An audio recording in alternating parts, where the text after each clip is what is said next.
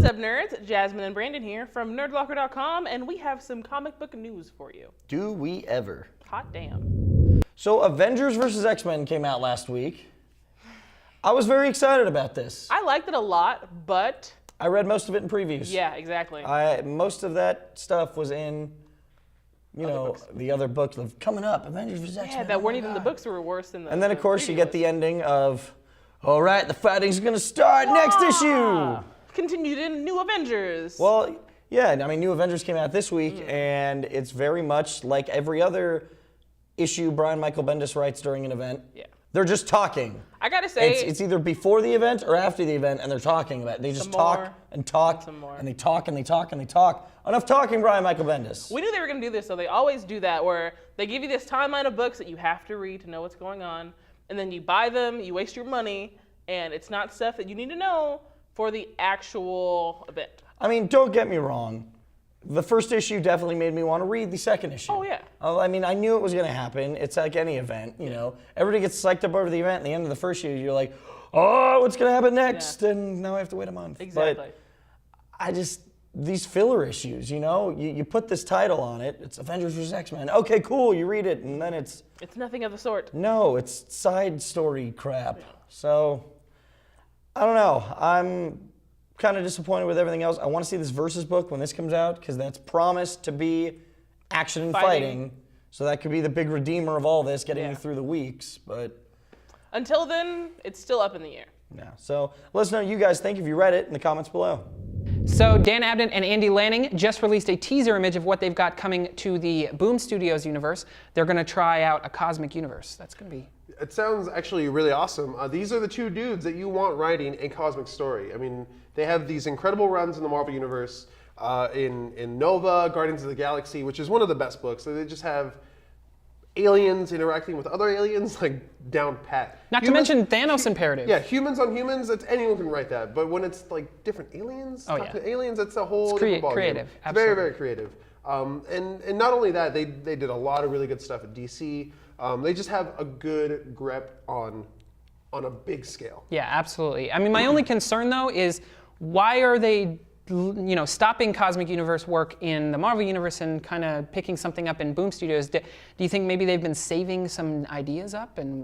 That's a really good point, because they have such a grasp. They don't have to do anything else besides that. So I figure they probably just want to do some stuff that they haven't been able to do, some ideas that certain companies won't allow. Restrict a lot. Restrictions. You have books that from companies that are relying on being sold to kids. You don't necessarily want to get that. And I guess Boom, they're moving away from being really kiddie. They dealt with the Disney comics. They were the ones that were putting those out for the longest time. So that maybe that now that Marvel's kind of reclaimed that, they want to get some like good material out there. There's some ultra violence. We know with Boom, action-packed stuff. We're familiar with Irredeemable and Incorruptible, which is, in my opinion, some of the most gruesome comics I've ever read. So I've never read them.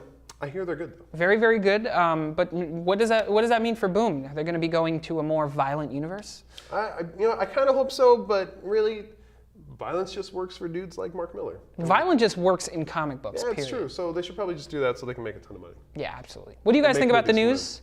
Tell us in the comments below. So on April 1st, Robert Kirkman and Chris Giarusso announced a new comic coming out, Walking Dead for Kids.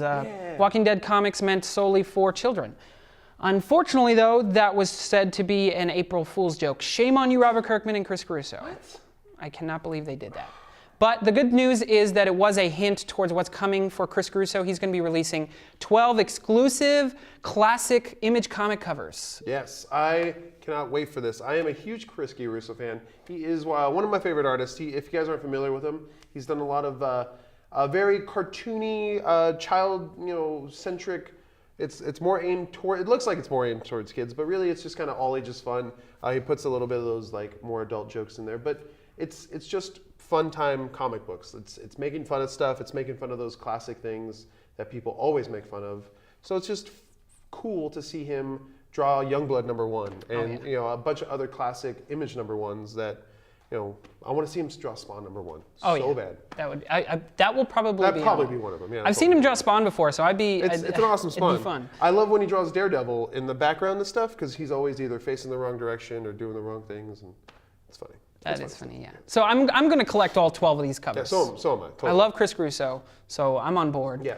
And I want everyone to kind of like support this guy, know who he is, Chris Giarusso. He's an amazing artist. Let us know what you guys think about this in the comments below.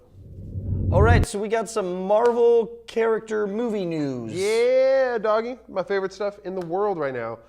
First off, Captain America. It's been announced it's going to be released on April 4th, 2014. 2 years away, I know, which is terrible. But considering the last time we got Captain America announced, it came out pretty fast. It seemed like a long time, but it was pretty fast. Also, it's actually going to be taking place directly after the Avengers. Which is cool. Captain America takes a front seat in that movie. It's pretty much from his point of view. It kind of just works. So you're gonna get it's essentially like a Captain America trilogy with the Avengers in the middle. It kind of is. So that's like cheating for competing with like Empire Strikes Back to have the best like middle movie. Yeah, it kind of is actually. Like, They're it kind of feels like it might edging be it in there. It feels like it might be cheating, but you know. But in other Marvel movie news, the Iron Man, third Iron Man movie that comes out, Ben Kingsley has been announced that he's been casted, but no part has been listed. Didn't say who he's going to play. Assumingly he's going to be a villain, because I mean you got Iron Man, you got War Machine. You can't really play. You don't need anyone else. But it looks like they're still heavily tying in the Warren Ellis extremist storyline. So it'd be nanotechnology is like the main cause of everything. Kind of him playing into that, which I was still kind of hoping he'd play like the Mandarin or something. Cool. I mean, I like the Mandarin being the magical-based dude to Iron Man's technology-based guy. Because it's a challenge. Yeah, exactly. It's a challenge. It's like Ra's al Ghul or Ra's al Ghul and Batman. Yeah, one's mystical, one's not completely human-made, self-made. Yeah, so it's cool. they probably won't do the magic. I know they kind of tried to push the magic away, but hopefully with the Avengers, being the guy Loki and all his magic, you might. I think they'll stay away from it with Iron Man. Yeah, they probably will. It's available to them as long as they know it. Shane Black, I know you got this. And then the Spider-Man movie. Yeah. Mark Webb came out and said that he's doing it a little bit differently. He wanted to be completely original. And he's going to take the origin story of Spider-Man and try to spread it out over a couple films. I don't know how I feel about this. I don't know how I feel about this either. Because, you see the first movie, that's the origin story. And, I mean, don't get me wrong. I'm sure this will be cool. But are we all very clear on how Spider-Man became Spider-Man at this point? I'm pretty sure we are. Like, everyone knows. Uncle Ben dies, he feels bad, boom. That's where he gets serious about Spider-Man. So I would be okay with the Spider-Man movie starting and having him be Spider-Man, and I'd have no questions whatsoever. But I feel like 3 movies is a long time for an origin story. He said multiple movies, Multiple, not necessarily 3. Yeah. Could be 2, but that's still a really long time But to I mean, do. then you're gonna put out. Yeah. You're gonna put out those movies, and then it'll probably get. The third one will be bad or something, and then they'll reboot it again, and we'll get a third origin for Spider-Man.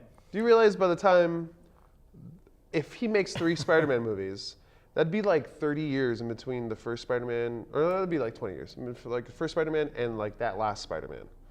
That's a long time, like, because it went pretty solidly, and then instead of making Spider-Man 4, they did Spider-Man Reboot, Amazing Spider-Man. So it's going to be like 2 different series. It's like the Ultimate starting in like 70s. That's what I mean. It's just like, it's kind of stupid. Sony Pictures, stop, but whatever. I don't know, but I'm playing it too much. That's our big heap of Marvel character movie news. Let us know what you guys think in the comments below. All right, nerds, that is going to do it for our comic book news this week. But until next week, be sure to follow us on Twitter, like us on Facebook, subscribe to our YouTube page, and check out nerdlocker.com for all your nerdy news. My name's Brandon. And I'm Jasmine. And we'll see you next week for even more comic book news.